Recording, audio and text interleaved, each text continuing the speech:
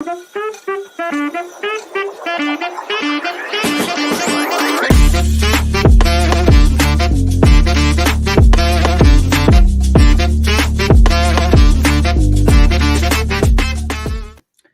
evening and welcome back to the finishing line for another one of our weekend previews. And we have got stacks of action to get stuck into this week. Of course, we've got Cheltenham's Trials Day this weekend, but we've got some really good racing over at Doncaster. We've got a couple of decent races tomorrow at Gowran, and then we've got a nice grade 3 over at Naas as well on Sunday to get stuck into. So there's loads of action, but as you can see, there's just 3 of us. Tom has ditched us for tonight. But again, there's loads to get through, so it might save you a little bit of time at the same time. But let's obviously check in with the lads first. Andrew, how are you today? Sure, I'm good, Joe. Can't complain. Thyestes tomorrow, 15 years in a row. COVID year, missed it. Besides that, have you ever gone, Sean? Actually, I've never done the Thyestes just because it lands on a midweek. I've never had a chance to go and do the Thyestes. Some crowd at it's mental. Yeah. Like, half the racing is dog shit, but this year is actually really good. Beginner's Chase and all that looks class. Proper but card. So, grand, Joe, in other words. Yeah. There's one you're very excited to see back on course tomorrow, but obviously we'll get into that in a moment. The big chestnut lad. Beautiful chestnut-looking bastard. But before we do, we will go and see how you doing as well then, Sean. You okay? Yeah, great, Joe. 2 absolutely cracking weekends ahead of us now. We have the Cheltenham Trials weekend this weekend. We have the RF the next week, and then sure, we should just have all 28 Cheltenham Festival winners after that. Yeah, hopefully so. So make sure you've got your notepads and pens ready, everyone. We'll see what we can do for you. As usual, please do get your comments in the comment section. We do appreciate everyone interacting. A couple of questions already asking, where is Dave? He's literally just having a couple of months off. He's really busy, but I'm sure he'll be back soon enough. But just so everyone does know, he is in full health. Nothing wrong in that department as well. Grand is the word. Always. It's not a blessed thing, Roman. He's just busy. He's just busy. Simple as that. But just he's still giving out dogs abuse in the chat, so he's alive and kicking, I can tell you that. Yeah, make no mistake about that, that's for sure. All right, then, lads, well, let's crack on. We've got loads of racing to get through. We start off with tomorrow. We've got 2 races picked out already because there's the Grade 2 Galmoy Hurdle over at Gowran Park tomorrow. A 3-mile race here. The Devil's Coachman is the current 7-4 favourite. We've then got Monkfish at Burlington Bertie, Farouk Delen at 7-2, Ashdale Bob at 5, Somerville Boy at 12-1. It's a little bit of a trappy race, but there's only one place to start here because Andrew loves Monkfish. You must be pretty excited to see him back on course tomorrow. I'm just excited to see the big, beautiful chestnut-looking bastard that was made out of Weetabix.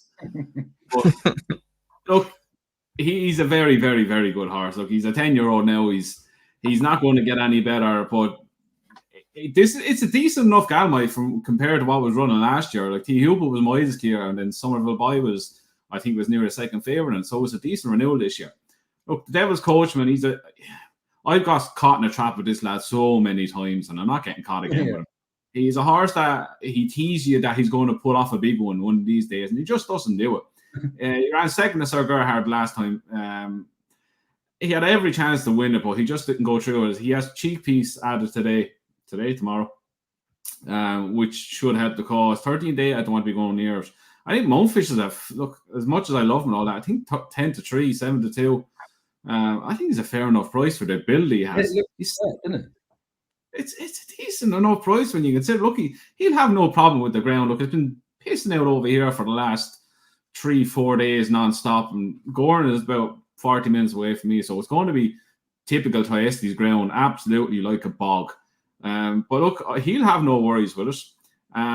He stays the trip, no problem, and he's on the back of a break. Look, he was ready to go at the Thyestes Chase, as we said last week when we thought he was going to run over last week. He was ready for the Thyestes Chase at Christmas time, so they've an extra 3.5 weeks to get him ready. So, look, as I said before, horses who have these kind of issues, they're always going to have done that extra bit of groundwork, extra bit of physio, dressage to strengthen up their bodies. Look, as we saw when he came for his comeback run, he was a half length behind the steering phalange, and then look, he bounced at Punchestown then after that. I have no issues that he is going to be ready for this. I think if he gets back to his best, I can see him winning. And I think Fakir Lane is the one that I would be worried about. He's a decent enough horse. They're going to have a pace to go at. Ashdale Bob's going to go out in front. He'll make the pace. So it's not going to be crawl by any stretch of imagination. But I doubt they'll go crazy gallop in the ground. But I think he has everything there going from that. He can run a massive race. And I think 10-3 is a very, very, very fair price for Monkfish. Yeah, I agree. He does actually look a little bit of a bet, sort of out of process of elimination to a few of them as well, doesn't it? Like you said about the Devil's Coachman. Fight the 4 and backing him. Don't care. It's Monkfish. Just get on him anyway. But honestly, in all fairness, like the Devil's Coachman needs a lot of things to go right for him. Farouk Delen, what are they doing with this lad? He's a grade 2 winner over fences, but then he fell in the RSA, he fell in the Troy Town, and then he finished second in the Potemps qualifier last time out. Are they going to go down that route with him, lads? What that means, Joe? Can't jump fences. So what? He's a grade 2. He's a grade 2 winner at the same time, like, you know. Yeah, he nearly had a grade 2 fracture in his back after the falls. Do you reckon he's going to go down the Potemps route this one then? After he finished second to that Ted Walsh horse. Is not winning, so is it Geith Cahill or something like that? However you say it. Go Gill or something like that. Yeah. Gill, at Leopardstown, he had that qualifier. He was only a neck behind him. Is he going to go down that route now? Could do. Andrew doesn't care. He just wants to see Monkfish. To be honest, does he? Because he goes back over a fence, he probably kill himself at this stage. All right, cool. Monkfish wins. Who cares? Monkfish wins. Simple as that. All right, Sean. What about you? How do you feel about this race? Like I said, it's not exactly the most vintage renewal. Well, my stance couldn't be any further away from Monkfish anyway, so that's where I'm gonna be on this one. No. Go on, Sean. Sorry. If you one of my strong. What? Sorry, what you say about Monkfish? Sorry. I was wondering how that mute came up there. I didn't press any button there. But look, the Devil Coachman, he's going to be one of my stronger bets of the week, to be honest with you. Look, this lad, I think this is just rolled out and on a play for him to come and take this now, to be honest with you. He showed form as a novice where he was able to get a graded win. He then went over fences for the first time where he was beaten twice and he came back over hurdles. He won the Boyne, beating Ashdale Bob. He then went back over fences and somehow managed to win 2 grade 3s, even though he can't lift a leg over the fence. His jumping, I don't know how he got away with it for so long. He then came back this season. He ran the Troy Town, where again couldn't lift a leg and ran a good race, but every fence was costing him lengths. He then went back and he ran against Sir Gerhard. Look, inside track at Punchestown, sharp tie, 2.5 miles. Just happened way too quick for him. He was beaten by a quicker horse, and that's simply how it is. Like, Sir Gerhard had way too many gears for him. You could see throughout the race, Sir Gerhard was just travelling like he is the 2.5 mile horse, and the Devil's Coachman was travelling like he needed 3 miles. He pegged on, done well to stay in for second that day. I think back up to 3 miles, all his wins have come on bad ground. Now, this Gowran is a horses like it or don't like it, and it's as simple as that. They won't lift a leg or they'll go and run their best around the place. So all his runs come on soft and heavy ground. It's going to be very gluey down there, and I think it's going to be right up his street. Back up to 3 miles, has beaten the standard setter, which is the horse Ashdale Bob, I'd say, where you know is going to sort of run to his level every single time. Doesn't get his head in front enough for me, only winning 3 times in 23 starts. So I couldn't be going near him. Monkfish, I think seasonal debut, he will not be geared up, and like Galmoy is not his number 1 target, I can tell you that. I think on very gluey ground, I'd be all against him. I wouldn't be touching him at all now. I'd say it's a perfect prep, and they seem keen to want to get him back over fences. So I'd say it's a prep run for whatever else he's going to do this season. And I'm going to just take on the Gigginstown horse because I don't think he's going to be up to that level. I'd say he could fall back down into a handicap route. So for me, the Devil's Coachman, I think, runs his race here, loves soft ground, back up to 3 miles. I think he has a great chance and is definitely a 15-day for me. I can't see him going back over fences. What'd you say? I was listening to Nick Luck, and Joe Chambers was on it, and he said that fences are. Jesus. Yeah. That's what broke. Yeah, I'm not too sure about this Devil's Coachman. Like, I'm probably not going to have a bet in the race, but I think I'm actually going to side with Andrew here on the basis. I agree on the basis. I think Monkfish is going to be ready to go first time out. I do quite like that angle. Is it enough to get me in for a punt? Probably not, but I'd love to see him run well. Haven't got too much interest in the race, but again, Monkfish run him over would be wicked. Right, let's move on then to the Thyestes, the 250 at Gowran, the Grade 3 Handicap Chase over 3 miles, 1 furlong. The Kinmure winner, Angel's Dawn, is your 5 to 1 favourite. Nearly said 5 to 4. Last year's second, Dunboyne 13 to 2, Glengoolie 8 to 1, Chantreuse at 8, Fakir, Delen at 10s, and 12 to 1 bar those. A pretty difficult race to figure out here. What are your thoughts on it, Sean? Yeah, look, Joe, I'm gonna be honest with you. This is a race I struggle with now. I can never get the winner of the Thyestes, so it's probably not a great idea following me. But I've gone down the route of going to a horse that's tried and tested around the place, because when this place gets gluey, as I touched on, like, horses won't lift a leg in it, and they end up out the back of the telly, and they just have no interest in running in the gluey ground that it is. And I'm gonna go back to Dunboyne. Ran a cracker last year to finish second. His career best runs, his 2 wins at both came at Gowran on this horrific ground, and that's exactly where he's going to get here. It's a slight bit of a fruit loop, to be honest with you. He could spin at the start and not even go with them, but he showed some mad tendencies in the past. But I think Gowran is his playground. As I touched on, second last year, the carefully selected, he ran a smasher, then went on and ran well in the Kinmure. He's beaten by the favourite here, but the weights are coming back a little bit in his favour, and he's to carry 3 pounds more than he did last year. I think he could have a big chance. As I said, touched on, he's going to go on the ground conditions at Gowran. Jack Kennedy has chosen him over the rest of Gordon Elliott's, and I think he'll definitely give you a run for your money in any ways. Yeah, I like Dunboyne as well, actually, Sean. I think he's solid, isn't he? Like, a really good option for the sort of this race this year, having that little bit of experience last season, I guess, too. Under and Gowran being his playground, like, his 2 wins have come there, so that's a green tick definitely in my box. Yeah, see, I've got him ahead of Espinito Bello, of course. Yes, I'm just being a fanboy. But he was actually 5th in this race last year as well. So he does actually have solid credentials. But of course, the worry is that all of his 5 wins so far have come around Nace. So you just start to wonder if he's a little bit of a core specialist there and not necessarily so much everywhere else. But he did finish 5th here. I do think he's probably got a decent chance on his best form. And he did also beat that per temps winner that ran at Leopardstown as well a few weeks ago, the one I couldn't name a minute ago. So there is some decent form there. But again, a small punting race for me, despite it being a nice sort of deep handicap. Andrew, shed some light on it for us. Look, I really like this race. I have a good record last few years. And Sean, congratulations. You might have your first winner at Thyestes. Jesus. That means we definitely don't have a fucking hope, so. This fella has a right chance. You said there, Sean, look, his record at Gowran speaks for itself. He was a 10-net winner of Beginner's Chase last year, November 22. And then he went on to be beaten ahead by carefully selected last year. He's 5 pounds higher this year. And look, he ran a race behind Cocoa Beach the last time where he caught your eye and go, what are you getting ready for?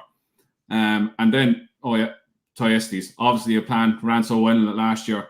Look, there's a slight worry about him. And the only slight worry about him is that he's a bit of a fruitcake. You don't know what side of the bed he's going to wake up in. But he seems to come alive at Gowran, so you'd be happy enough that he will run his race around here. He could be a horse that you just wait till they jump off and see how he's going mid-race. He's not going to be, 11 to 2 now in running. You might get 9 to 2, 5 to 1, so you're not going to lose much of a point in it. I think he has a massive chance. No problem with the ground whatsoever. He'll get through it really well. I just think he has a massive chance. I reckon I could see this fella going off favourite.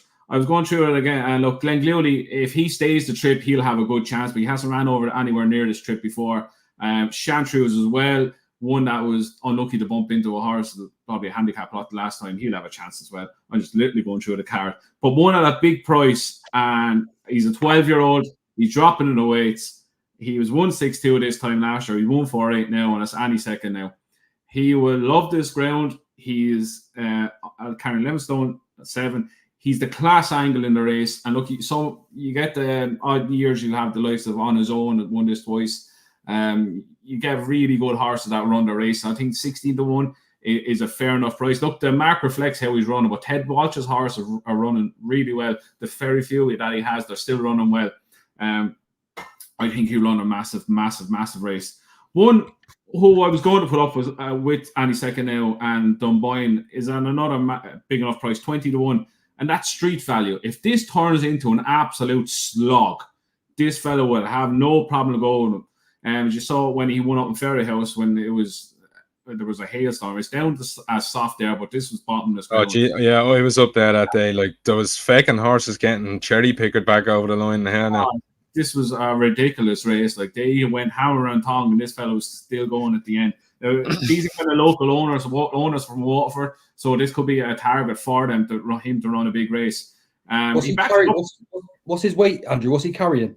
He is carrying 10.5. Danny's on him again. Danny gets on really well. He's a front runner. Danny's really good in front runners.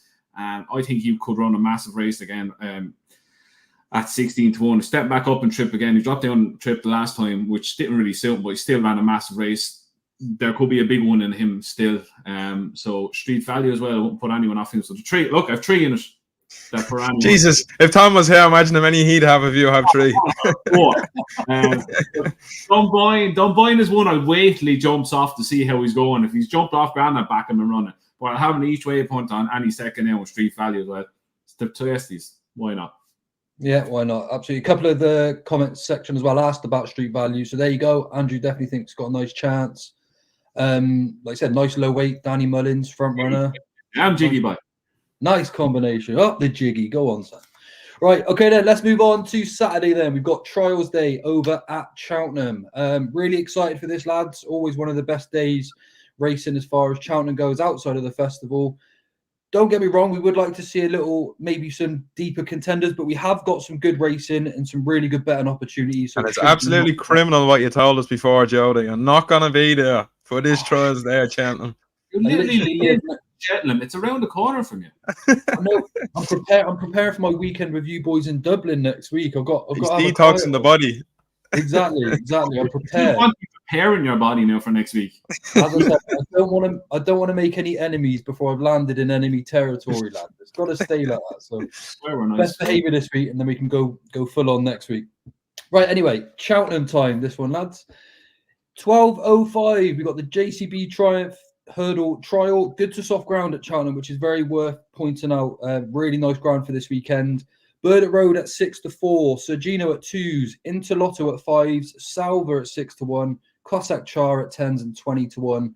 Bar those. Now look, Burdett Road's a little bit of an enigma. I know he won nicely in November, lad, but he's going to have to jump better than that, isn't he, to win in March? I suppose this is an opportunity for him to put those doubters to bed, obviously. Sean, what do you think of the race? I mean, is Burdett Road the right favourite for start?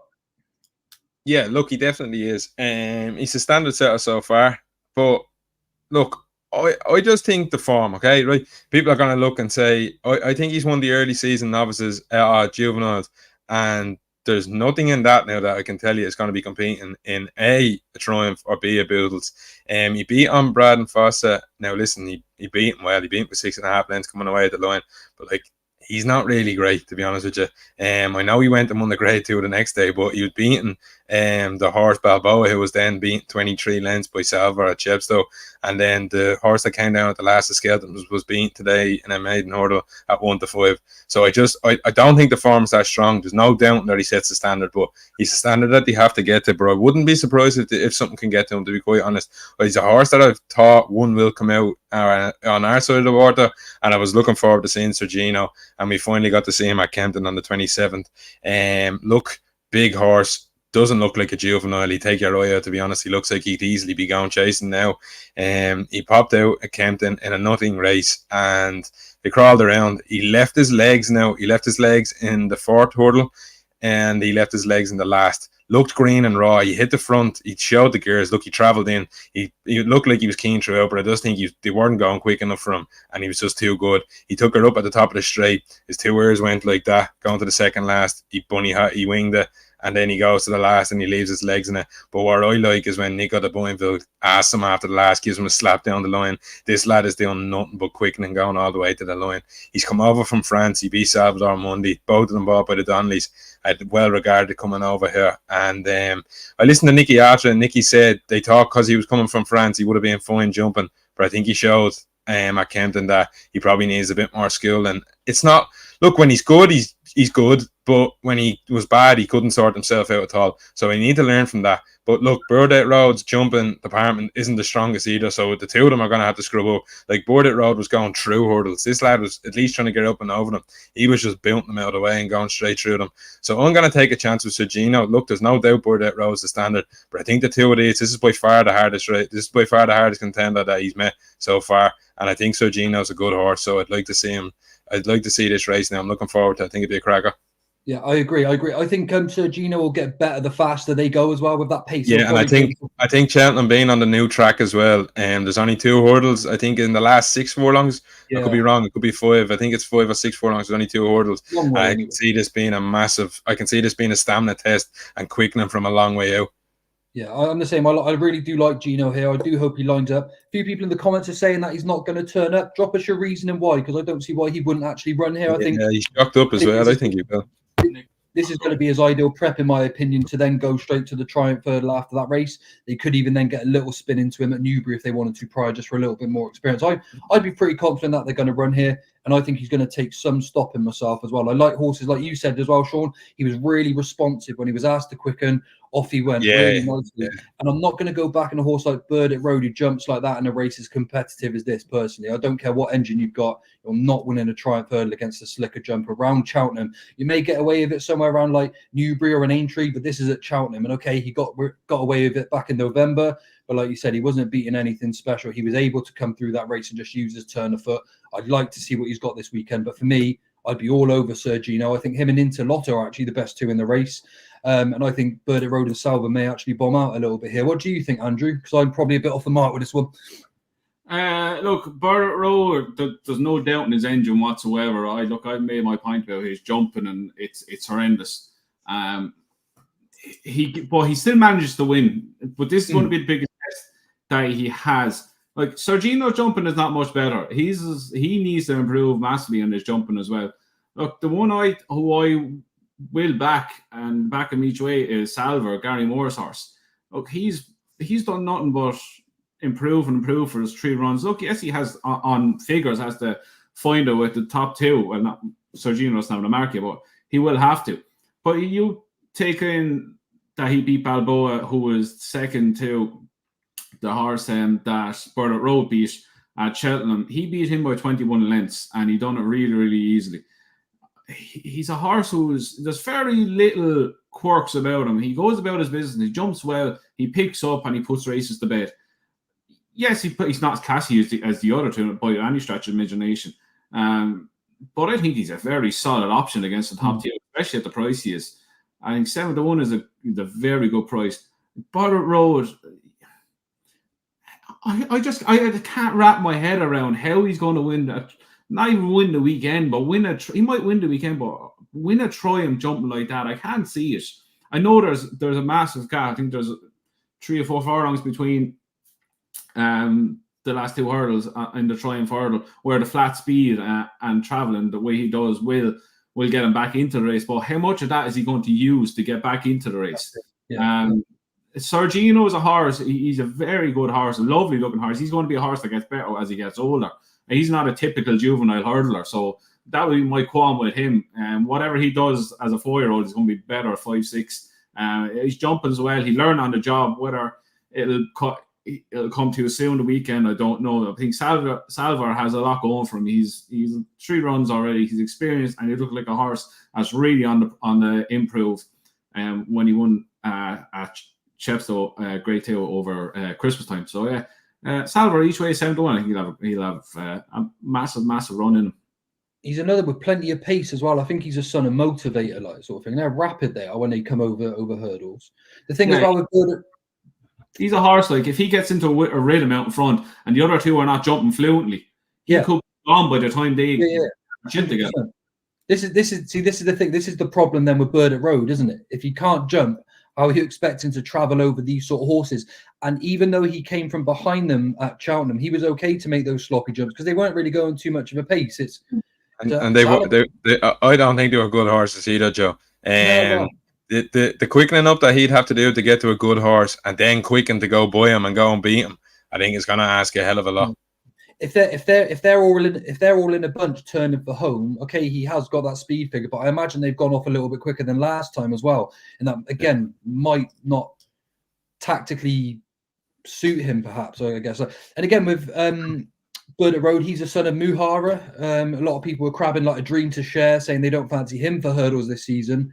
Well, Bird at Road is in exactly the same boat. Muhara's had about 50 geldings that have gone over hurdles and fences, and their rating has been poor. If you honestly, you can go back and look for any one of those you want. They really do seem to struggle to jump. And I don't mind flat breeding, but that's a big concern for me at Cheltenham. You can get away with it some places, but you're not going to get away with that at Cheltenham. So Sergino, for me, I think he actually might even be an Arkle horse next year as well. I think he could possibly be that good. So we'll see.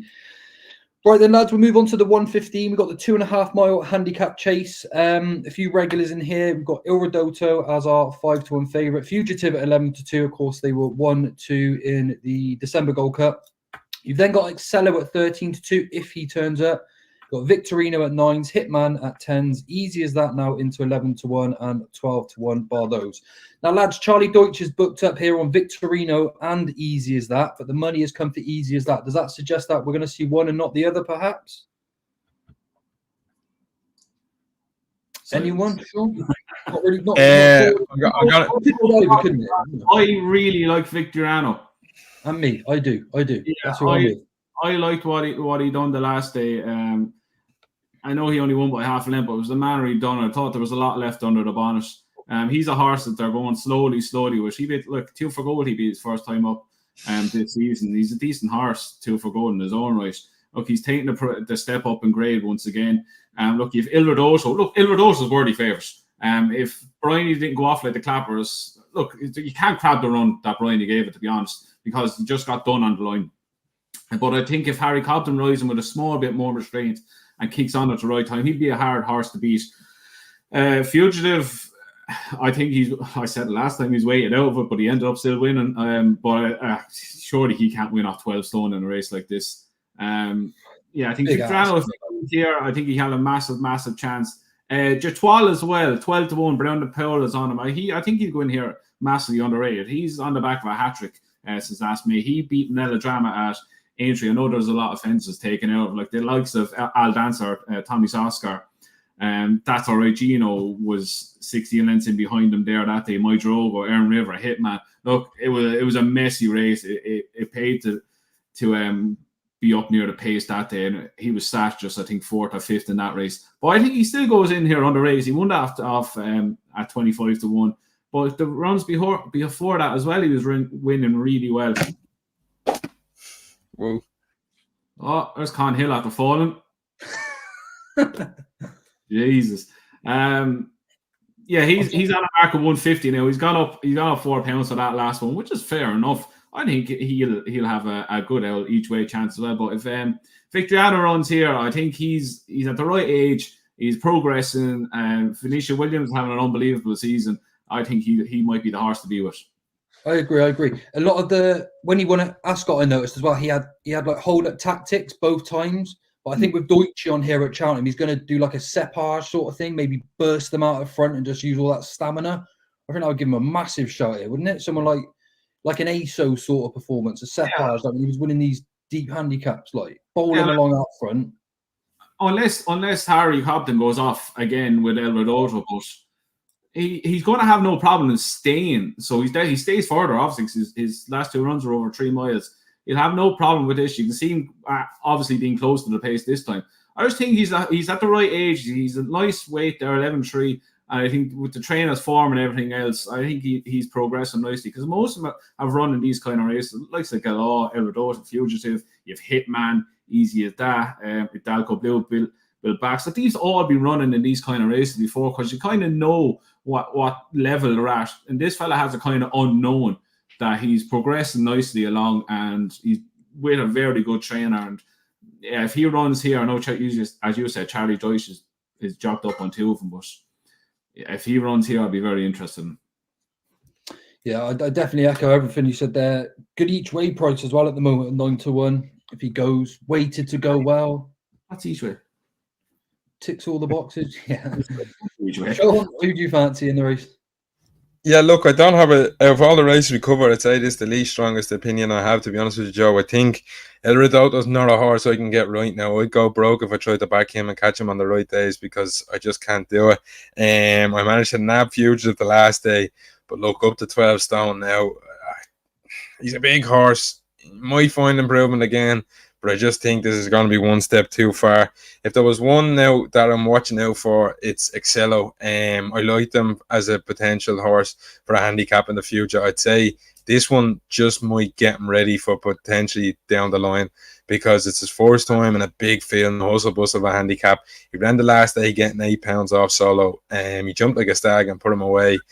I just don't know if coming around here at Cheltenham in the hustle bustle of a big massive handicap might come just too soon from, and he might be a bit raw. But he's the horse I'll be watching out for with an eye to the future. Yeah, definitely a nice horse. Not totally sure he'll turn up mind here. Like maybe he's not. I don't think he's dropped up yet. Yeah, he mightn't. Yeah, I suppose. But yeah, interesting one, like you said, to keep. After all that, No, I didn't see. I just looked at the jockeys and realised there's no jockey beside him, so he might not be. But he is a nice horse, though, isn't he? Is he the one? Did he beat Pick Dory last time out? He did, didn't he? Solo. Pick Dory. What am I talking about? Yeah, same colour. Sorry, I got confused. Solo, yeah. Same. All right, cool. Right, on to the Cotswold Chase. The grade 2, 150, 3 miles, 1.5 furlongs. Royal Pagaille at 3-1. Stay Away Faye at 3-1. 7-2 for the Real Whacker. That's All Right Gino at 5. Zahoy Senor at 11-2. And Capadano is 8-1.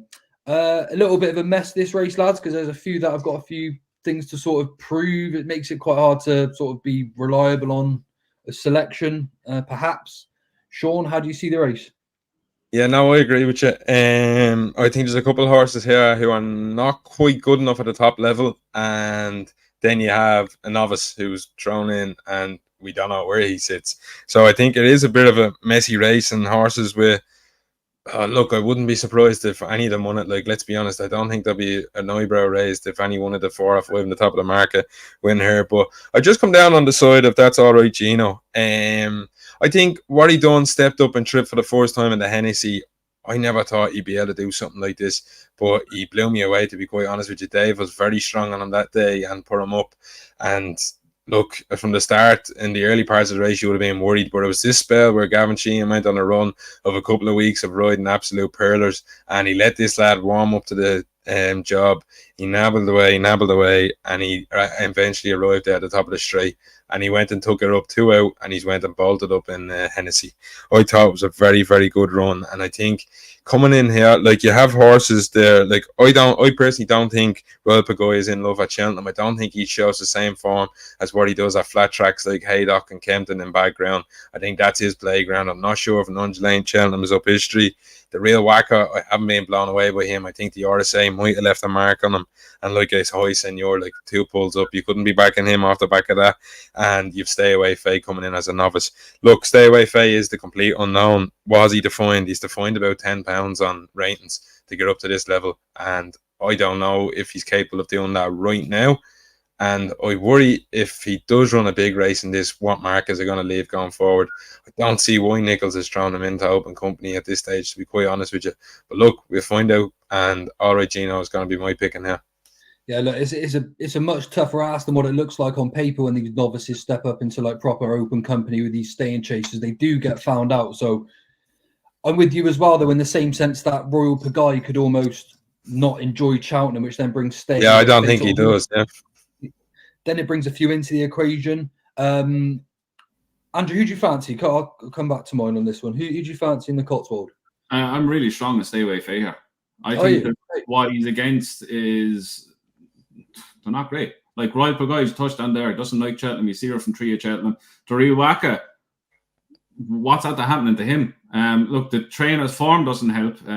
Just have it here. He's at there having 6 runners since the 11th of January. They were beating 65 lengths, 84 lengths, 44 lengths, 12 lengths, 74 lengths, and 3 1/4 lengths. That doesn't fill you with any confidence if you're a Wheel Whacker fan. He ran a decent race in the King George, but he still looked off it.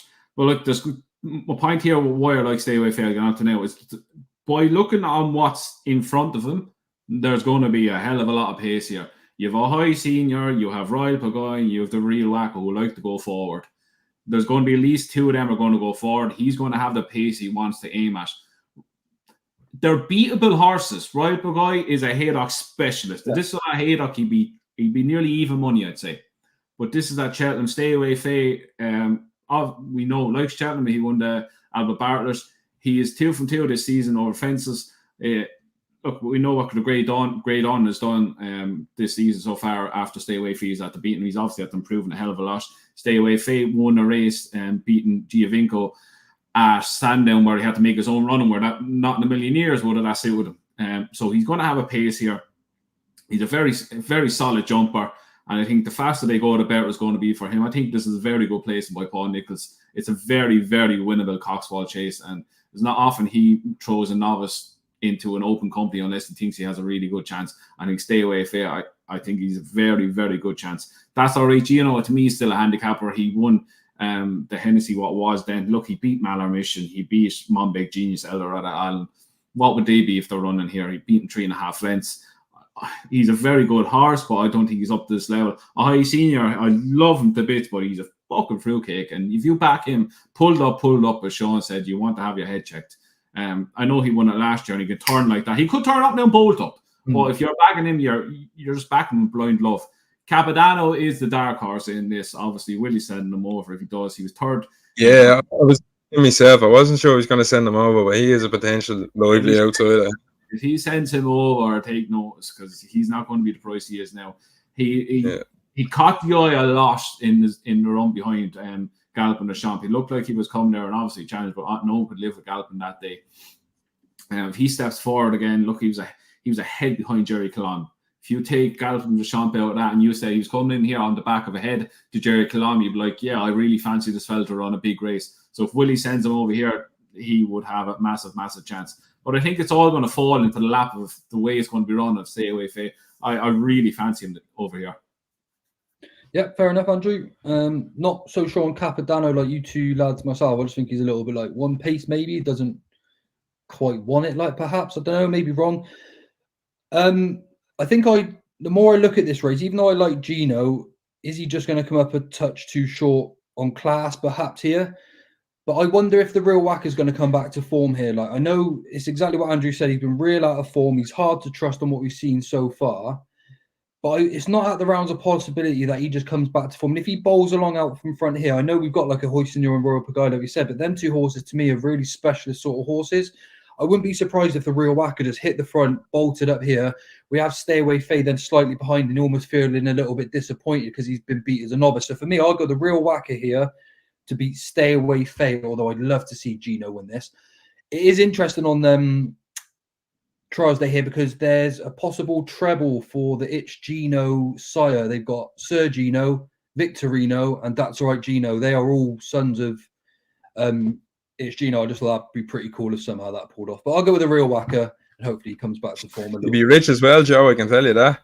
Yeah, he would be like, I'll have a small go. I got it now, I've said it, haven't I? Right, okay. Was Patrick Neville's form not terrify you in the slightest? On who, sorry? Patrick Neville's form. He couldn't train a dog to bark at this right now. No, it does, yeah. Not definitely not hiding from the fact like that he's got to come back to form. But like you said, sort of with a Hoisinor, similar fact. They're just going to turn up at some point when you're not on them, and they're just going to clean up some sort of race. And with this one looking a little bit messy on paper, I'd just perhaps give him a shout to come back to form here. And I mean, if he does, he's going to be hard to beat. I mean, look, you said obviously about Capadano being beaten a neck or a head by Jerry Colomb. Of course, the real whacker beat him by like an inch, didn't he? So, like, does that mean he finishes just ahead of him? I don't know, maybe. There's cases to be made for all of them. This is the thing with this race. It's such a messy one, isn't it? Like, but anyway, okay, let's move on to the Clarence House. Again, make sure you get your comments in the section to the side. We've got the Clarence House, grade 1, 6 runners, 2 miles. Look, we've got John Bond here at 1 to 3, Editor Digit at 13 to 2, 14 to 1 for Fugitive if he goes here, and then any price you like for the remainder. Lads, this is not going to take too long, is it? But the one question I will ask you, does John Bond's price change for the Champion Chase if he wins here? Andrew? Of course it will. The bookmakers will cause him for fucking walking out in the race course. So shouldn't, but will. They will. Of course they will. What is he? Well, not we check what he is now. Go on, you chat away. So, well, let's go with you then, Sean. What do you think? If he wins here, do they shorten him up, even though he is a 1 to 3 shot sure thing to get this job done? Look, I think I think El Fabiolo is a shade of odds on. He's 15 to 8, is he? He is best price 11-4. He's worst price 9-4. He wins this, he goes 2-1. Yeah, okay, he'd be 2-1, but then he will shorten. Yeah, I'd say it's 2-1 even money, or 2-1 or just a shade of odds on for El Fabiolo. Look, there's no even point in complicating this race. He wins, simple as that. Editor G, look, he had a prep run the last day, and John Bond took her off from halfway down the back and just bossed the race. I can see similar tactics. Nico back from injury, back up her, plain and simple. You sit on the tail and take her up halfway, going down the back, and you just jump them into submission, and it'd be game over. Yeah, fair enough. Like, it's going to be. I mean, how do you get him beat when he's simply that good? If you wanted to, you could just go wide around the track all the way around, and and still win, like, Have a cup of tea with you, Joe, and join back in. Yeah, that's it. Yeah, we'll have our hot chocolates when everyone else is on the lap. Andrew, what do you think? John Bond wins. Yeah. The only way you get him beat if any of the other owners wanted to supplement the horse just to take him out around the other track and just take him out of the race altogether. The only way he gets beat here. Jumping's too good. He's miles better than the rest. John Bond wins. Just sit back and enjoy it. Editor the Geet will make the pace. As Sean said, John Bond will take it up, come down the hill, and he'll win. Yeah, that's fair enough. No point complicating it any more than we need to, is there, lads, with that one? And then hopefully... I do think Editor the Geet will be clear second. You do? Okay, fair enough. We just had a comment about him as well. What price Editor the Geet without John Bond? Oh, I mean... He is going to be short, like, but even money. You can see looking at even money probably. To be honest with that on Rodney, but who knows? Might be better if that's your fancy. Obviously, it's better price than what you're getting for John Bond to win the race, so possibly so. Okay, then on to the 3 o'clock. We've got the International Hurdle, 2 miles, 1 furlongs, and I'll read out the betting, but obviously take it with a pinch of salt because there's a few that aren't going to line up here. We've got Lossy Mouth at 5-4, Love Envoi at 5-2, Imperi Pass at 7-2, Rubo at 4s. Under Control and Gardamarso at 10s, and any price you like pretty much for the remainder. It's a little bit difficult here, lads. First of all, trying to decide who's actually going to turn up in the race. Like, I mean, we know Gala's going to go over to Donny, I believe, isn't she? Lossie's not coming over for this, is she, lads? She is. You really think she'd come in? She's coming. Yeah, she's just got odds on. Who do you reckon they're running like the Cavega and stuff then? No, she's at Donny, isn't she? At Donny as well. I wouldn't be surprised if Galmoy is held for the. Yeah, I don't think Galmoy will run this weekend. I think she'll be held. I don't think he'll take it. There's absolutely no need. When there's 3 races there's no need for any of them to take each other on. So you generally think what price has Lossie gone then? 10 to 11. Odds on 10 to 11, yeah. I mean, that's a price, lads. That is, if she does come over, like. But I suppose you're taking a slight chance, aren't you? Like, but Sean, what do you think? Like, who's turning up to start? Who isn't? And what's the bet? I could have egg on my face, Joe, but look, I'm gonna take her on first run, and I'd happily lay her. Not like her. I do like her, right? I do like her, and I'm gonna tell you why I'm not gonna back her. I could have serious egg on my face, but I'm gonna take the chance. First run of the season, she's odds on. She's running against 2 horses that I'd need to be running to layer would be Rubod and Love Envoy. They're the 2 I'd want to see running to have on my side going against her. They're 2 open company horses, tried and tested. He's gonna run up to a mark in the 150s. He has to give her away. I accept that. You then have Love Envoy, who gets £2. She's already rated better than her, and she's to give her £2. So Lossy Mouth has it defined there. She's on 4th run of the season, and she's a 4-year-old, turned 5 in that campaign. I went and had a look, and I put in the chat last night, the lads. 1 horse in the last 24 years has gone on to win the Triumph and follow up at the Cheltenham Festival the next season. The stats are against her. Like, that's a massive stat against her. That year finds horses out, and I think first run of the season, it's a time to take her on. She's going in against it. Love Envoy, who's had a prep run, Rubod, who's had 2. They're at the level. She's the giveaway to Love Envoy, and she's gonna have to run beyond her mark and first run of the season. I'll take her on, and she's odds on against the 2. I'd want Rubod and Love Envoy to run. And look, could have egg on my face, but if she goes and dominates them, she's well worthy of position at the top of the market at the Mayor's Hurdle. Wow. Do you think Mullins would bring her over though if she wasn't near peak? No, I think so, but like look at all the juveniles who go on. There's no doubt in my mind that he hasn't thought that all of them have been well on. All the horses have been well on going over, and it's just that tricky year. They find it very hard, and my man that sort of a stat like that would scare the bejesus out of me, to be honest with you. One horse following up at the following year's Cheltenham Festival is a 5 to 2 at the top of that market. I just think the prices are way too big of a difference between Hogarth, Marceau, and Astro Diamond. Yeah, I mean, I agree, because we're both in the Astro Diamond camp. We spoke about this before, and I remember you mentioning sort of the Triumph Hurdle form with regards to the next season as well. It's massive, because there's a lot that try as well. It's not like and like the Triumph form hasn't really been tested at the top level, to be honest with you. Like at top grade 1, the top 3 in the Triumph pulled well clear, and Zent has come out in the beginner's chase, and look, she was chasing, so you can't really equate that. But we haven't seen Gala Marceau test the level in open company, and here's the first test, and I guarantee I will not be taking 4 to 5 about that chance. Wow, what she go out to if she gets beat? Oh jeez, she'd be God knows, probably she'd be 4 or 5. She'd probably be 6 or where the rest of them are 6 and 7 to 1. Yeah, because people like the bookies all panic because they've taken so long to get her out. If she gets beat first time out, God, I can't believe you guys both think she's turned out. Like you said, the money's there now, so it looks like hey. So I just didn't think it was going to happen. Andrew, do you see any sort of anything else here? So it's an interesting race, like we could end up with 5-6 runners. I see Sean's point. The Triumph 4-year-olds going into the 5-year-old season is always massively difficult for him. But what I like what Willie done, he's had to give this mare a lot of time. He's not after running at the start of the season. He's kind of giving her a Covega kind of training where he's going to maybe pop her once and then Cheltenham and then Punchestown. It's key with mares. Mares are very finicky. What I like about I think Love Envy, I think she's on the way down. She's shown that after she was second to Honeysuckle, she ran a stink race there, and she got beat off Not So Sleepy, for the love of God. In ground that was right up her street, and trainer said this thing is ready to go. It'll probably win. Roband, I don't rate in the slightest. I think he's an absolute dog. He's ridden piss poor races around England. The black chap, Amos Butch. The hell? Who are you watching? Do you know what? I'm actually on the Racing Post, and they've somehow played some radio. Sorry, I was looking at the form. Sean's getting bored. No, I was looking at the form or something. Sorry.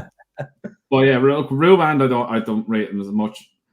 As you touched on there, Joe, Willie's not going to send her over here if she's not ready. He's asked many times. He sent the likes of Annie Powers over Fahines and whatnot. I know he's not on the level of them yet, but she's a very good mare. They think a lot of her. She dominated the Triumph Hurdle last season. And this is not a great race in the slightest. If she's ready to go, look, her price is ridiculous. 4 to 5 right now is a ridiculous price for her. Yeah. But then you're trying to find something to beat her. You have Under Control, you have Ruband, you have Love Envy. Love Envy needs to come alive again. Whether Cheltenham will bring her back, and they've always said she's a weird mare. She gets very moody. She can do anything on the way down. You just have to catch her on the right day. Whether the right day will be on Saturday, you never know. But I think there's a lot of positive for Lossmouth. The way Willie's had to give him their time, the way Willie is with mares, he's unbelievable with mares like the Covega, Annie Powers, and all them. You would have questions if you want to train by Willie Munnins, but look, he's not going to send over here for a crack when he has the Dublin Racing Festival the week after. So I think she'd be rightly forward enough to go, and I think she'll win. Would I back her 4 to 5? Honestly, no, I wouldn't. I gladly sit here and watch her win. And look, if she wins, she's going to be 2 to 1, 7 to 4 for the Mayor's Hurdle, which is a ridiculous price. Anti-post betting at this stage of the year is fucking horrendous anyway, but she'd be short and forward either way. But look, I think she runs, I think she wins, and I think it'll be a nice performance. And it was nice to see that Simon Manure kind of teased that Imperial Pass was going to run in this the last hour. And he went from 5 to 1 into 10 to 11, which is some crack. The Shrews got their fingers absolutely scalded. Lumping on, weren't they? Oh, but yeah, I think Lassie turns up, she'll win. Yeah, I agree a lot. I don't see why he'd bring her over here to undercooked. I'm not saying we're going to see 100%, but I don't think she'd have to beat these, especially over 2 miles. Of course, come March, she's going to have to prove she can do it over 2.5 miles, which is a question mark. I've got 2 ways of looking at this race then, because I honestly, lads, I didn't think she was going to turn up, to be honest with you. I thought then, if that was the case, I don't think we'd have seen, I've got them written here, Burdett Road, Gala Marceau, First Street, Imperi Pass, Lossie, and that would leave us 5 runners. Mm-hmm. I spoke to a buddy of mine, Scotty Rudderham, yesterday, and he liked one in here at a big price. And I'm not stealing it, I'm giving him the shout out for this, but There's a horse there called Spirit de New for the Gary Moore team. Now, you've still got 3 places at the moment in a race where you could literally have 4, 5, or 6 runners, and he's 25-1. He's won left-handed, he's won right-handed. He was 4th at Cheltenham in the Mattison's Hurdle. I just think he's got a pretty decent engine for a horse that's improving. He won't be the worst each way, but however, I will completely backtrack on that and say if Lossy Mouth does run, and don't have a penny on as well. So maybe just don't listen to me at all in this one. But if Lossy runs, she wins. I'm taking it back to cover me arse in case it does run. Yeah, it's literally that, and it's a bit of both. But if she runs, she'll take hell of a beating, regardless of whether she needs the run or not, in my opinion. I like that they've taken a bit of time with her because these mares do need a bit of physicality, which is probably why I like Astro Diamond over the front 2 in the market at the moment for the mares. But yeah, interesting race, especially to see who turns up. If you go back and even watch our first run of the season last year, you go back and if you can see her going down to the to post, look how big she was.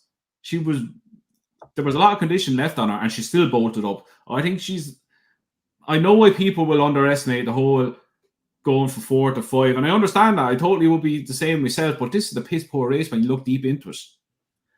They're likely a race now as well. We used to say that quite a lot, like you said, coming on from 4 to 5, that they bottomed out, but they're not as heavily campaigned now, which probably gives them a bit of. But it's not. She went to the well a good few times now last year for a juvenile. I think she ran the normal winner of a triumph, say, is a gelding, for instance. So they've no choice but to campaign down a champion hurdle route. No choice. They have to go against the big boys. Where she has the option to go to mare. This is an easy enough race. This is not the strongest race in the world to be thrown into. She probably will get a harder race at the Dublin Racing Festival. So I think it's kind of smart planning. And yeah, I just think that there's a lot going for this race. Yeah, look, that's like as I said, like the if you look at ratings, like you go, she's 147, Love Envoy's 151, so she's to give just £4 there, and she's to give her 2. There's no doubt that she has to improve to go and get to that level, and I just think there's going to be no margin for error here. She's going to have to run a race and run a very good race. I think so. I think it's the time to take her on, and you know where you stand exactly after this race. Yeah, but you look at Envoy, that's her official racing. But watch, she hasn't been running to that. She hasn't been running anywhere near that. I just think the first run. Well, look, she was injured at Punchestown. She came back. First run, I'd be willing to give her that, and come back to Cheltenham where she runs well. I think could bring her right back up into where she was. Look, yeah, I think we can. I'm going. Look, if she runs to a level where she was second to Honeysuckle, Lossy are going to have to put out a massive performance. Yeah. It's just she's a very unpredictable mare. Yeah, I can't put my finger on this one, lads, to be honest with you. I'll probably have another look on the day when I know what's going on, I guess. Just see how the first 5 races go first, and let's see. Yeah, that's it. We'll see how we go. All right, then, lads, we'll move on to the 335. We've got the Grade 2, what seems like a veterans Cleve hurdle race here over 3 miles. We've got Paisley Park at 7-2, Dash or Drasher at 4s, Champ at 11-2, Noble Yates at 7s, Marie's Rock and West Balboa at 9s, 10-1 bar those. Now, what do you make of this race then, lads? Same protagonist once again? But Sean will love this because this is everything he loves. A veterans hurdle, not even a chase, a veterans hurdle with a great. And you know what? I think I found one, and I'm gonna afterglow a little bit here. I threw it into the lads last night in our group chat, and he was 12-1. He's been halved, and if not more, in certain places since last night. He's been jocked up with a certain Harry Cobden, and it's a certain Emma Mullins. It's Noble Yates, and I've looked at this, and I like Emma, and I like when he can target a race, and I think this could be one of Emma's little magical moves, bringing this lad back over hurdles.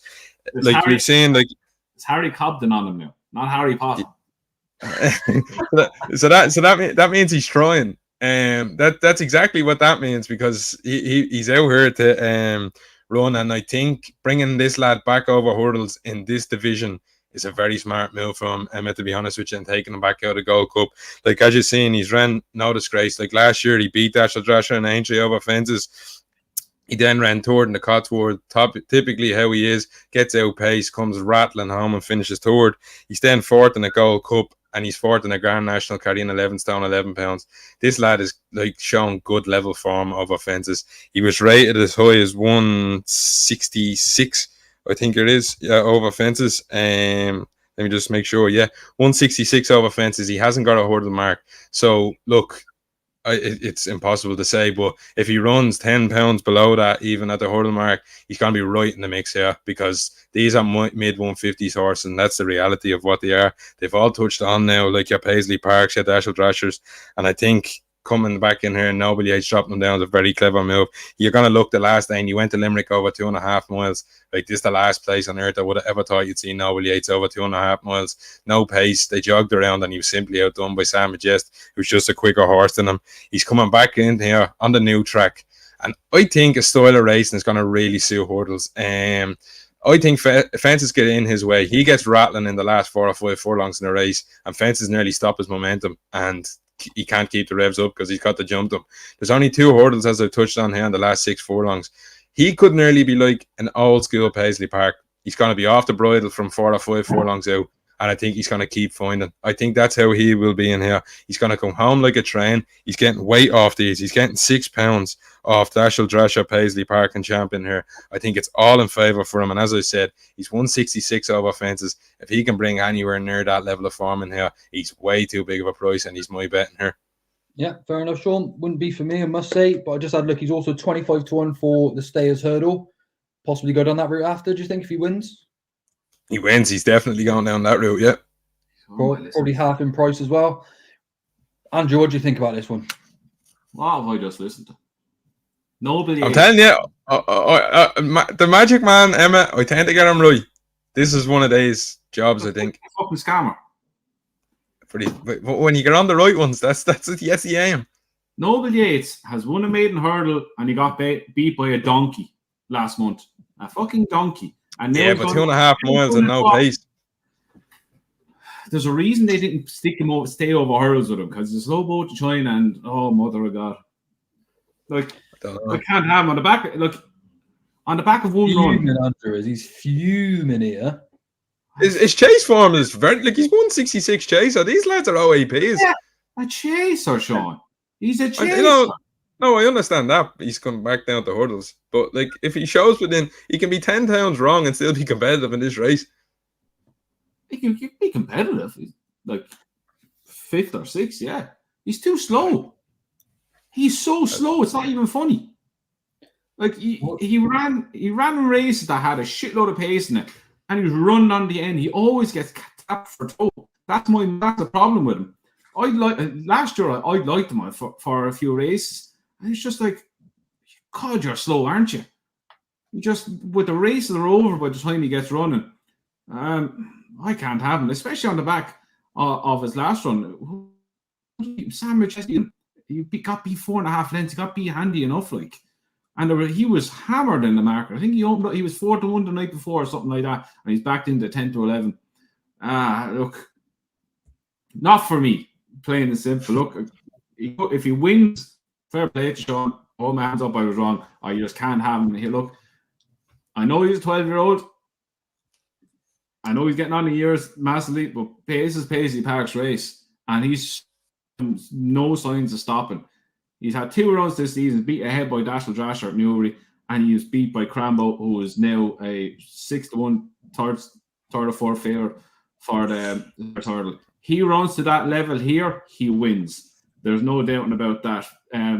Champ is a horse who is best fresh, and I think he's just not the horse. He's had having too many problems throughout his career, and they're all catching up on him now. Dashel Thrasher, very solid horse. Think he'd make it running again. I just think Paisley Park, he runs to that level. His last 2 runs, either of them, and I think he wins. I think he's progressing as he go forward. This is a race, as I said, he's three wins in this race. You have Maurice Rocco, don't think will run here. You have West Balboa, who will have every prayer under the sun from Tom, hoping that he'll run well. Both are cost strong leader, and the rest. It's not a great race. Look, as you touched on, Joe, this will be a veteran's hurdle. But I think Paisley Park, he runs to his level against Crambo. I don't think any of them can get near him in this. Look, Sean, I take the piss with Sean. I can see the angle he's going with here, but I just think he's a slow boat to China. He's so slow, it's not even ridiculous. And I liked him last season. He's gone off him this season now altogether. I just think I don't know what to make of him going back over hurdles. He's a 9-year-old. Back on the boat and just back him. No, I'm not. As I said, he's Harry Cobden on. I'm not fucking Harry Potter. But Paisley Park, I think, is his most solid option by a country mile in this race. And I can see himself and Dashel Drasher fighting it out up the hill with Noble Yates jumping the last while they're nearly hitting the line and running on as usual.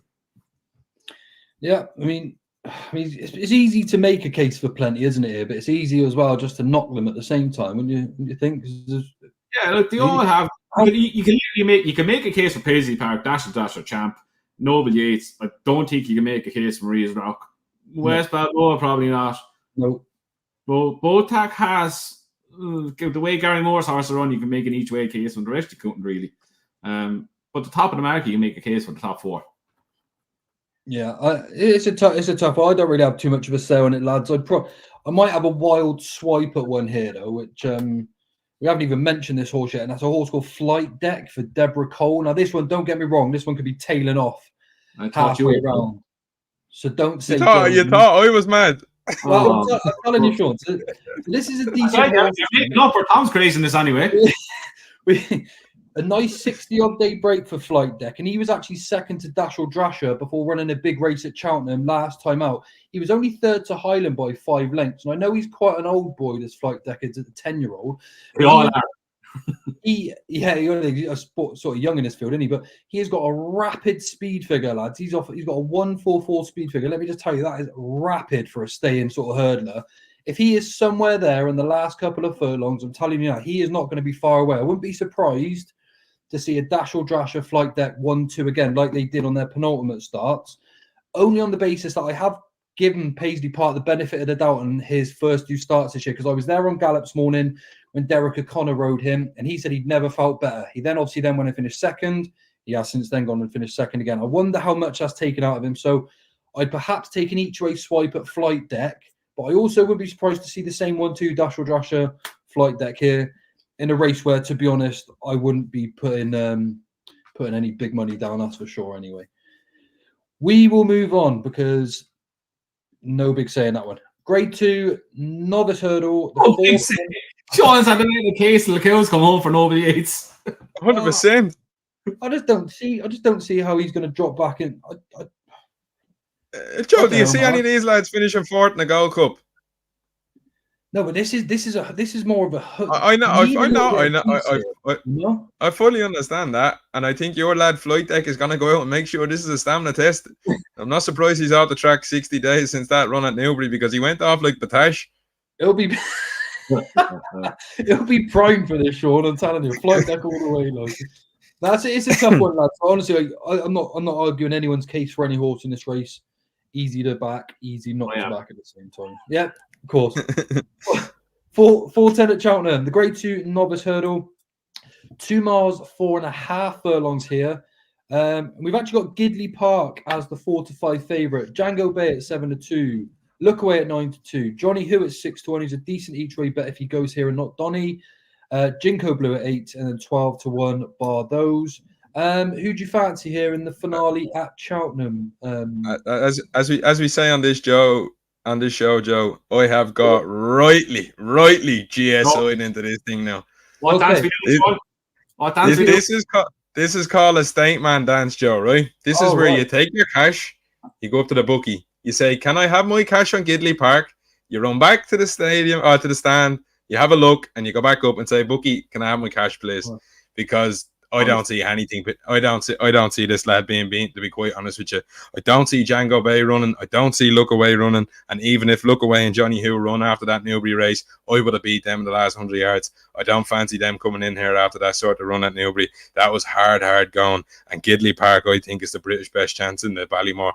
I think he's proper real deal. I said it early in the season, I thought he was a horse I was going to follow. He was workman like the first 18 miles. Now look, he hacked up. He won by 7.5 lengths.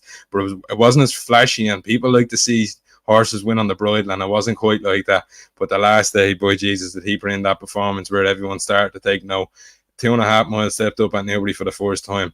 Went no real gallop early on. Jumping was a bit sloppy. As soon as this race heated up, the jumping got a lot better. And what he done between the last and the line just blew me away, to be honest. £6 he gave to Fireflyer, who's a certainty in a novice hurdle, wherever that goes next.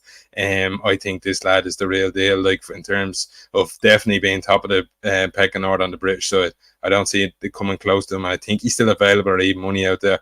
I genuinely, if Django Bay and Look Away don't run here, he's a 1 to 2 poke at least. So I think it's time to check in on him now. He's being told, he's going to run here. Harry Fry's put it out there that this is his target. He's jocked up, good to go. I think this is a right GSI, and he's my one for the weekend, Joe. I won't be a happy man if this lad gets beaten.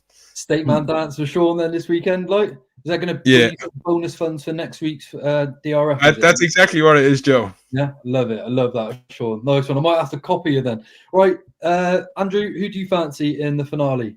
You with Sean's superstar? Oh, State man dance all day if you want this fella. Look, Django Bay's not going to run here. Look Away's not going to run. Johnny Who's run at Doncaster. Janko Blue is not run. Then you have Lord of Thunder, Isaac, the Zobo, and so on. As Sean said, this fella's going to be about 1 to 2 on the day. He wins. He is by far English's best chance for placing in the Ballymore, not winning one. Let's be honest. He's a very good horse. Look, he just wins. No point wasting any more time. He just wins this piss poor race when you take out the top. Django Bay, Look Away, and Johnny Who. Yeah, I agree. Very hard to beat him, isn't it? He's at the falling you today. I don't know what this. Something's going on here. There's a ghost in the room. Con Hill is down now. The Warriors have their falling on his arse on the top of the hill. So pretty unanimous then for Gidley Park. Nice big walk in the park, Gowran. Looks like one going places. I agree with the lads as well. Going to be very hard to beat. Right, let's move over to Doncaster. We have the 2 mile Supreme Trial here, where Jericho de Repine is the 4 to 5 favourite. We've got Django Bay then at 5 to 2, Fiercely Proud at 7s, Lump Sum at 8, and Any Price You Like for the remainder. Is Jericho going to run here, lads? Is that the plan? I think so. Yeah, I think that's the plan. Look, I hope there's some sort of horse that runs in here that brings any sort of look, what he's been beaten have been not much at all. We haven't learned that at all. I just hope you get a horse of a decent level that turns up. Look, I don't think he's going to run. I can't see him running Django Bay against him. I'd say he'd probably wait for the Sydney Banks, like Nicky. Just not a Nicky. I just don't see it happening at all. So you're looking around, and you might have Fiercely Proud, Lump Sum, Moon Chime, and Elefante. You sort of have a decent level of form there, nothing exceptional. But if he's to go and blow them away, then you say, right, the talk has been about this horse, and he's probably justified it then. But up until now, he's won impressively, not beaten much, and we don't know where he is. So hopefully another fact-finding mission on Saturday. Yeah, I hope so. I hope he does it well, nicely. He's one of my first anti-post picks, and probably one of the better ones, actually. I put him up at 25, so that one's looking good to counteract some of the injured horses anyway, if nothing else. But I like the visuals that he gives. I know he hasn't beaten much, but again, he's like one of the horses Sean mentioned earlier. He's just like Sergino. He's responsive. Like as soon as you ask him, he will move. And I know he had to split 2 horses and then get edged just to move away. But there's nothing wrong with that. Nothing wrong with that at all. Like Nico literally clipped his heels. Jericho knew the job and he was away. My visuals tell me that this is going to be a really smart horse. Yes, he has to go and prove it on form. But I think this is a bit of a weapon. Jericho de Weapone, in my opinion. What do you think, Andrew? Mother of fuck. Don't do it to me. I love this lad. Trevor Clark. This is a right comment. Jericho de Repine reminds me of my 10 to yours Traveller. 100%. Reminds me of this. He'll travel away on a bridle, and then something will come up next to him, and he'll go, no. He'll do a shishkin and beat Abacadabras. That's what he'll do. It'll be game as you like. Rapid. Jericho de Weapone and shishkin in the same sentence. Oh, there we go. They will be soon. He should be winning this on fucking reputation alone. It's going to be 4 or 5 runners. You Fiercely Proud, Lump Sum, the Kalaki Kid. Yeah, hope to do. Hey, this is going to be fun to watch. We will learn 0, and the worst thing about it, Jericho de Repine will learn 0. Yeah, that's fair. That's fair. Mm-hmm. As I said it before about him, this is going to be a massive problem for him come to Cheltenham. That's fair. As Trevor pointed out there, he might do what might tend to yours and travel away, and he'll get up to a horse like Champagne Fever, who absolutely loves sticking his head down and going, and he won't have a clue what to do. to go past him because Yeah, you know, place that he hasn't gone before, and he'll go to places he's never been before. That's your worry. That is a worry. I still think he's going to cope, but that is a genuine worry when we haven't seen the questions asked and answered, I guess. I know that mystical power is short enough now, but he's had to learn a hell of a lot more in one run this season than he's had to learn in 2 runs this season. Yeah.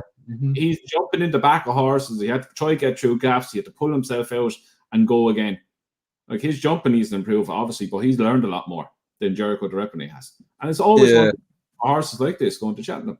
Yeah, that's fair. Look, that's all. I think, like, they've tried their best to try and learn in these races, but, like, he's racing against nothing and he's ended up tanking. I'd love to see them go and kick him at 2 out. I think if it's going to be a poor race, I'd love to see the question be asked. Go on, show us why you should be this horse. Like, 2 out, there's a nice little run down there to the last and away to finish. Like, if he went away and won by 20 lengths, then you have lads that can get excited because you just want to see that wow performance that justifies why he's at the top of the market. Would you be disappointed if it's just the same? Like, it's not a Nicky and Nico thing to do. They're not going to go, come on, we show everyone what you're made of. That's it. You're going to be in 5 weeks, 6 weeks, whatever it is. Off you go home now, and then we'll open you up at Cheltenham. Yeah, 100%. They want to keep him sound, don't they? People go mad in the comments. This is not questioning his ability. This is questioning the experience he's going to gain towards Cheltenham. It's going to count against him unless he has a proper race. Doesn't matter if one of these are not the greatest horse in the world, but it's if one of them gets to him and he comes off the bridle and all of a sudden, bang, the pennies at the dropping and he's going. That's what you need to see. That's what I always look for. Whether they're English, Irish, from Mars, from the Moon, I don't care where they're from. I like winners. I don't care where they're from. Yeah.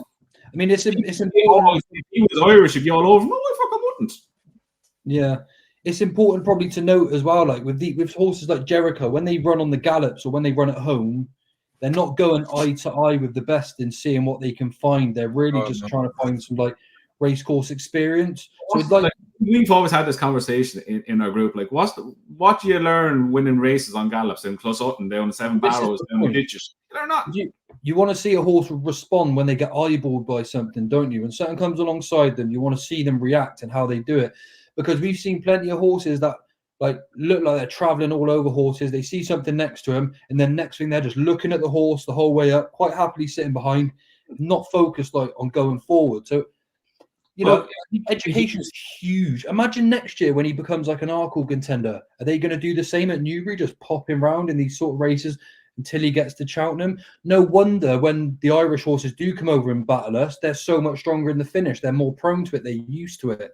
We just tend to mollycoddle our good ones until the big day, and it doesn't actually seem to work in our favour come the time, you know. Like you see the Triumph Hurdle horses, the Irish ones next week, and nearly all of them are going to run against each other. And they're going to have to race each other, and they're going to learn so much from that. It's a massive thing. It is. It's like you said, juveniles as well, novices. They're there to learn. People like punters will just look at such from a betting perspective and see what they want to win. You do have to take into account that they're entitled to improve, entitled to make mistakes, entitled to learn, but you do need to educate your horses. You can't just turn up in Cheltenham and win. It takes a very special horse, like which to be honest is why I like the sort of like Shanna Bob, and there was another one Hendo run, Peaky Boy, on like their first or second starts. Happy to send them there because you know that at home they're doing plenty if they're going to send them to Cheltenham. If Jericho doesn't go to Cheltenham, when Jericho goes to Cheltenham, if he hasn't been to like a Chepstow or somewhere or a Warwick, God, he's going to have some day out there. Like, honestly, he's going to be completely different for him. This is where the education's important. As you touched on there, Shanna Bob, who ran at Cheltenham against I can't think of the name, Kim Bailey, or never name. Troy the Evidence. He learned so much that day because he had to get really stuck into it to get past him. And once he learned and figured out, I have to pick up and go past this fella. Yeah. When he comes to the Ballymore, or not the Ballymore, the Albert Bartlett, he's going to know once Nico asks him for that effort, this is what I have to do, and he's going to go. Fully agree. Love that. That's exactly it. Prime example, isn't it? A horse that knows what they're doing. Jericho might not like it whatsoever yet, I guess, but there's a lot you're taking on trust if you haven't seen something happen in action. And believe me, they're not running their horses at home against each other, trying to find out who's best, because it's not how it happens, basically. He's a what? He's a 4-1 chance, 5-1 chance in the place. He's going 5-2 if he wins this, regardless of the price. Yeah, he goes. It's crazy, isn't it? He is, though, isn't he? He is. Minimum, he'll go 3-1, I'd say. Yeah, that's fair enough. Okay, then, lads, let's go. Well, do you think the same there, Sean? We've discussed that one enough, yeah? Happy? Yeah, like you couldn't be backing him at 1-2, and you just sit and learn your lessons. Yeah, cool, fine. Well, that's the Supreme Trial. Let's go over to Donny. Oh, we're still at Donny. Sorry, we've got the 2 mile mares hurdle here. Astro Diamond's here in the lineup. She is actually receiving a little bit of money at the moment whilst Gala is drifting as we speak. So that might tell the story, like we said, of their targets. You've got You Wear It Well at 2-1, second favourite. Lucia at 7-2, Under Control at 7s. And again, pretty much any price you like for the remainder here, lads. What do you think of this race here, Andrew? Of course, Astro likely to be the best horse, but this is 2 miles. She is a 2.5 miler, really. Yeah, look, her best form would be over 2.5 miles. Look, Sean likes her, and he likes her finishing placed in grade ones. Look, all honesty, like you're looking at her place in grade ones behind Fassa Vega, Marine Nationale, and whatnot, and behind T Hoopo in the what's it called? Get it now. Hatton's Grace. She should be beating these. Even without that, she should be beating these. You Wear It Well. She runs to the level she did against Not So Sleepy. She has no hope. She beat Lucia the time before that. Lucia's had to come out and win again. Don't really rate them 2 horses at all. I don't think them novices from last season are anywhere near good enough. The English ones. Astro Diamond skipped Cheltenham. Bar the magical photo that had her going on to a horse box on the way to Cheltenham. It's a different story. But she should be being these read. I haven't really looked much into it because I won't be having really an investment into it. But on all knowns, she should be beating these. She'll get a pace to go. Ash, You Wear It Well is going to go out. Under Control needs to turn her life around and let her run a form around. Now, that was a honking run first time up last season. Gowran Marceau, she's not going to run here. She's gone from around 3-1 down to 8-1. And the rest of them are kind of muchness. Bartown Girl runs here. There's going to be pace there again, but she's going to have the race run to suit. If she doesn't win this, she has no hope in hell in the mirrors. Yeah, she wins this on the snaff, lads, doesn't she? She's just too good for these ones. Like Sean, I'm like you, Sean. I put her up anti-post as well. I did the same last year. Got slightly stung. Obviously, she ended up going to Fairyhouse, or was it Punchtown? Fairyhouse, winning proper. I don't get what everyone's crabbing that, saying that the horses in behind hadn't been much. That was a mustard performance. There's a certain lad in this podcast that said racing after Cheltenham is just for drinking champagne, and the races are worthless. Essentially, Tom says. Oh man, I loved I absolutely loved what she did at Fairyhouse. Like the way she travelled. Yeah. Man, that's supremely for a mare as well. You don't see them. Oh God, I love her. Honestly, she's a big sort as well. Like, I really like her. I just make a counter case about this race now that she won. Look, she won it. She was Moy's best, plain and simple on the day. You could have has been absolutely walloped ever since. Pink in the Park is an absolute hound. She ran second behind Jatara. Christmas. She's fucking hound. She gets back to the boards. I'm gonna tell you, she's good in behind Pastoral. He's not here.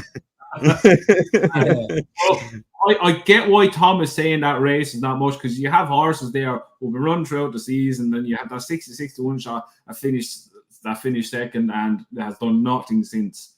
I get that, but I can't have that saying she can't win the weekend. But I'm just to say what Tom gets on about with it. But in terms of this, she should be winning it. Sorry, Sean, that's just all. Yeah, no worries. In here, look, I don't see a world where Gowran Park and Astro Diamond run against each other, because there's 3 races there, and I don't see it at all. She's 11-8, and look, she wins this. I just think she wins simply. She's the best mares novice last year. She didn't get a chance to go to Cheltenham, unfortunately.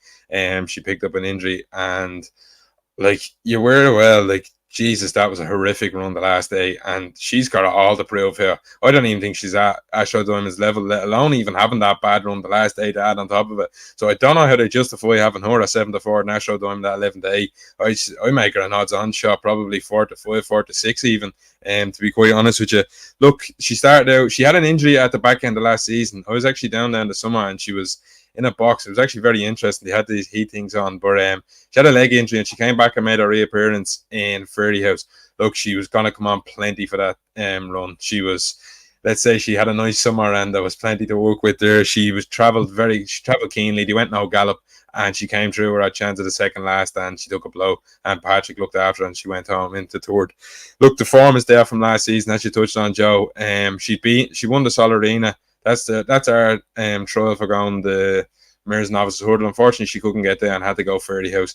But if you go and watch the Fairyhouse run, like Paul Townend couldn't have had any more confidence if you tried. She ended up nearly last at one stage, and he's hard on the bridle. He cut through them like a knife through butter, and won this easy as she wanted. She went and used the target, the horse in second. And I know you're going to say 5 lengths, but to me, winning in that matter, I don't care who's in behind because she's absolutely destroyed them. She cut them to pieces. And as I touched on, she has the form in the book. She ain't the 4 or 5 year old. She ain't the juvenile coming up. She's shown it at novice level last season. She has another year on her back. She's only being beaten, as I touched on. I've harped on about this many a time. She's only being beaten by grade 1 horses. She went to Royal Bond. She was beaten by Marine National, Irish Point. She then went at Christmas where she was beaten by Elite Tomp and Facile Vega, grade 1 winners. And she comes out and she's beaten by Imperial Pass and Tihupu. There's no doubt, look, she's not up to that top grade 1 gelding level, but she's not that far off it. And I think that's a very good level of form she's shown. And I don't think she should be 8-1. As I touched on, the market difference between Lossiemouth at 5-2 and her at 8-1 is just simply wrong in my opinion. I'd say she's more of a 5-1, 6-1 shot if you're going to make Lossiemouth 5-2. And I think she should be shorter than Garland Marceau. So on basis on the weekend, I think she's definitely, I can't say I beat, to be honest with you. I think she'll beat You Wear It Well, and moving forward, look, people are going to crab it. She's only beaten You Wear It Well, so we're going to find out come March exactly where all these fit when they race each other. Can only beat what's in front of you, though. She's only got 4 lengths to find with Marine as well, hasn't she, from the Royal Bond? Exactly, Joe. I had to get it in somewhere, didn't I? Like, you know, she has been ridden to place in grade 1s. Go back and look at the even write-ups. Or ran on not able to challenge, or looked at it. May as well be saying Patrick looked after her the whole time. She's not been put into the goddamn races. If they were literally forms, she'd be running against them every time. Couldn't disagree more on this one, Andrew. But she's unbeaten against her own sex as well, I must add. Like, anytime she's gone in against the mirror, she's won. So that's when dropped in against her own level. You seen what she done at Fairyhouse last year. So that's something to take note. Like, she ain't racing gelding. She's not taking on a Marine National. She's not taking on a Facile Vega. Look, I understand Leopardstown was the prime one where she was dropped into place, but they were teaching her a lesson that day how to settle after being keen. And look, I just think she takes a world of beating here the weekend, and she's the wrong price. The weekend she yeah. These. I just think she's too big. If you have Lossiemouth at 5-2, I don't know how you can justify having her at nearly 3 times the odds at 8-1. She's huge trade, but I think as well. Yeah, I agree. Andrew, anything else to add to that one, or should we move on? No, Ashrow Diamond should be winning this the weekend, and look, she'll be cut for the mares. If you fancy her for the mares, you may as well be backing her to win. You probably get better odds back her to win that and win at Cheltenham. There's always some little special floating about, isn't there? Okay, and let's move on then to the Albert Bartlett Trial. This is over at Donny again, grade 2. 19 runners here, 3 miles, half a furlong. Again, who's going to turn up? Not totally sure, but we've got 3-1 joint favourites with Johnny Who and Shanna Bob. Welcome to Cartwright is 5-1. You've got 7-1 for Destroy the Evidence. As Sean mentioned briefly, ran a good race behind Shanna Bob. In fact, it was Andrew. And then we've got Antrim Coast at 8-1. I Love My Bay at 10s. And then any price you like for the remainder. Good race, this one, guys. I think everyone's a little bit harsh on Johnny Who from his run in the Challow. He was doing his best work late on. He is going to be the sort of stayer. He has still got to improve, don't get me wrong. But he is a nice horse, boys. What do you think, Andrew? I think the top two are very nice horses. Touched on experience there. It was in the last furlong where the penny dropped for Johnny Ho, and then he made 6 lengths into 2 lengths in the space of a half a furlong. and he's going to learn a lot from that. But Jesus Christ, you want to back out and coming out of that race after that? That's a massive question. That was one hell of a fucking slog. And as much as I like Johnny Ho, I would take Shanga Bob over him right here. Again, we touched on it a few minutes ago. The experience that he gained against the Shiny Evans at Cheltenham is going to stand to him massively here. He's 3-1. I think it's a great bet. Look, if Johnny Ho goes and wins, fantastic.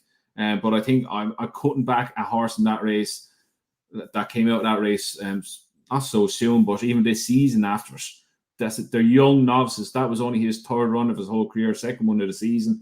If that hasn't left a mark on him, I don't know what he's made out of absolute granite then.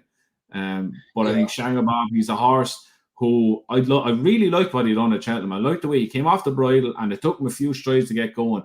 And then once the penny dropped, he was gone and he picked him up. I backed the Stridey Evans that day. I thought he would do what he do, and I thought he would burn him off from the front with his experience. Shanga Bob, the penny dropped and he beat him fair and square.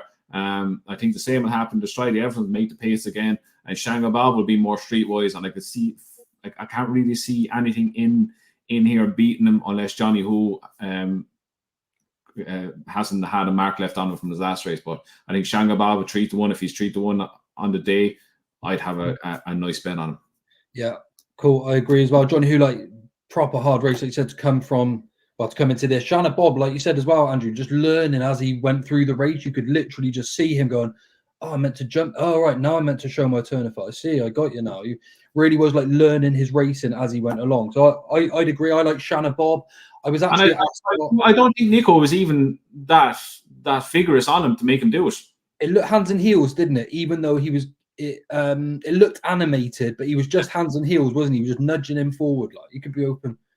Damn, he could be hell of a bet this weekend, you know, the more you think about it. I was there at Ascot when Welcome to Kart Trials won. He's a nice horse, but he's going to be a chaser for me in time. He's like a no risk at all, big sort of gelding Trev. I know you just mentioned him down there. But yeah, a very nice horse again. I struggle to see Shanga Bob getting beat here based on what he's open to, but he is going to need to obviously be more professional, but he's very much entitled to do better again this time. Sean, what about you? Jesus, no, I take a different view, to be honest with you. I've seen a lot of stuff about this Shanga Bob, and look, I don't buy into it at all, to be quite honest with you. Look, what he's done is being nice, okay, but the reality, when you go and look at the facts, he won the first day at Plumpton, beating 115 horses. He's gone and beat 125 horses at Cheltenham, and he's made hard work of it. Like, the Stridey evidence won't be within 100 lengths of it, Albert Bartlett. Like, won't even finish the race, to be honest with you. You then have, in second that day, was the Irish horse of John McConnell. Like, that couldn't even beat Will Do over here. Another 25 rated horse. The level of that race is not high at all now for me, to be quite honest with you. 125 horses, that wouldn't be up to the Albert Bartlett of what the Irish are going to bring over. So I think, although he's raw, I understand he's learning on the job. He can still improve. I don't doubt that at all. But what he's actually done at the moment, I question a lot. He's to give £5 to these as well. So it's not like he's getting away with it easy. He's to give £5, and to Johnny Ho, I couldn't be touching anything coming out of that Newbury race. That was an absolute grueler. And you're turning out here 3 or 4 weeks later. I think the horses could really take the run from that. And I think the likes of Nichols leaving Captain Teague all the way to March, I'm not surprised at all. The horse that come down on here now it could be a dirty each way bet, to be honest. If you get 5 or 6 to 1, will be welcome to Cartrees. He showed, look, he was well fancied the first day when he was beaten by the horse, I can't beat the box, I think it's called. He was beaten by Dice Sardinos down at Cheltenham, and then he came out at Ascot, and what I really liked was this lad who looked beaten from 95% of the race, to be quite honest with you. It was good to soften places. I don't know whether it's to touch the ground and the trip. The ground might have been just too quick for him, but he is literally off it from 3 furlongs into this race, and he doesn't give up at all. And you can see in Harry Copton, he comes around the bend, although he's getting stuck into him, you can see that he feels something underneath him and he's going to come for him. He then eventually arrives at the last and it goes away and puts 6 lengths between him and the second in the last 100 yards. I think he's crying out for this step up and trip, and he really reminds me of a stay away fade type, to be honest with you. He'll stay all day and he's going to keep giving off the bridle and keep giving. And I think this is exactly what you need in this sort of race. Doncaster is a long straight, and he can get racing from a long way out here. And I think it's going to take a real grit and determination to be winning a race like this. As I touched on, the step up for the first time, I think he's going to relish. And I think at a 5 to 1, 6 to 1, he could be a dirty each way price in hell now. Yeah, that's fair enough then, Sean. I'm going to stick with Shanna Bob. Shanna Bob beating 125 horse, and this fella beat 118 horse. Beat the Bob. Yeah, no, but I'm talking about like lads have Shanna Bob as like Albert Bartlett's wrapped up. Oh, I'm like, not talking that. I like. Yeah. Shanna got one. What did he get? One Weekend wise. The weekend, but he's to give £5, and I just think that on top, like, it is a lot whilst you're learning. It is a lot. Yeah, I just wouldn't be one to steam into for me now. I said I wouldn't touch him the race he won at Cheltenham. I wouldn't have went near him after the way he won at Plumpton. But what he done from Plumpton to Cheltenham was a fast improvement. And you can only see another fast improvement from him going this way. I think you'd have no problem with it whatsoever. I know what you're getting on about the hype, and that people are saying that he has that race wrapped up at Cheltenham and whatnot. Yeah, sorry, that was just in terms of the Bartlett. Sorry about Okay. But yeah. We're nearly an hour and a half into this. Let's go. All right, cool. Well, we've got one more race to go then. Moving on to Sunday, you've got the 2:45 at Naas. We've got a Grade 3 Novice Chase here over 3 mile, 1 furlongs. Got the likes no betting at the moment. We've got Favre de Champdou. Let's be clear about it. Cool Survivor, Grand Soir, Meeting of the Waters, Nick Rocket, Sander Clegane, Embassy Gardens. So there you go. There's Embassy Gardens run, isn't there? If he turns up here before the chase. Lads, I've got no view on this, honestly, whatsoever. So I'm just going to leave the floor to you guys. Yeah, look, I'd say it'd be up to Willie now wherever he wants to run. I'd say it'd be Embassy Gardens just because Nick Rocca has ran most recently, and Embassy Gardens off 50 days. I'd say Nick Rocca will take up the 10 up at Navan, and Embassy Garden will take this Naas race now. This race at Naas, and look, he'd probably take all the beat. To be honest, it looks like Desert Moore House. I'm not sure what he's doing in here. To be quite honest with you, I don't know if he'd be a runner, but if he's not the running here, like, he's going to be a short favourite, and I can't see Willie taking on each other. You've Sandor Clegane. I'd back him to be Sandor Clegane, and I think he go off at short odds. Look, I wouldn't be steaming into him at all, but I can see Embassy Garden being Willie's runner, and Nick Rocket probably going to the 10 up because he's only ran 3 weeks ago. Yeah, good enough for me. And Andrew? Yeah, I'd expect Embassy Garden to run here and I expect him to win. I liked what his win at Punchestown in December. Sandor Clegane, if he shows a bit of spark again, like, he's an interesting runner. He's kind of tied with the idea that will I be a decent enough horse in the past? Like he has it in him to do it. I'd be interested to see how he runs. As a horse I kind of have a soft spot for, because I think he could be better than what he's showing. But look, if Embassy Garden turns up here, I'd find him very, very hard to beat. Same with Sean. I'd be surprised if Nick Rocket won here. He'll go to the 10 up. But yeah, I think Embassy Garden runs here. He'd probably be short enough, but I think he'll take the world of beating against these. Yeah, fair enough. Where do you both think Nick Rocket's going to go? Sorry, 10 up. 10 up at Navan. It's normally, I think it's the start of February, the second week in February, something like that. Cool, fair enough. It's a 3 mile race, so it's the other qualifier. This and the 10 up is the 2 qualifiers for the National Chase. Yeah. So there's the runs they're both missing. Then they're straight in. Yeah, and the 3 miles. Yeah, of course. All the boxes tick there. All right, cool. Nice one then, lads. Well, before we shoot off, let's just get the best bets from you three. Sean, what's your best bet of the entire weekend? Yeah, look, the nappy's short, but I do the stones on them, to be honest with you, and it's going to be Gidley Park, GSI State Man, all over that, so hopefully I'll be collecting there. And the next best I'll put up, Noble Yates at a bit of a price. I think he's still 7 or 8 to 1 in places, so I think he'll run well.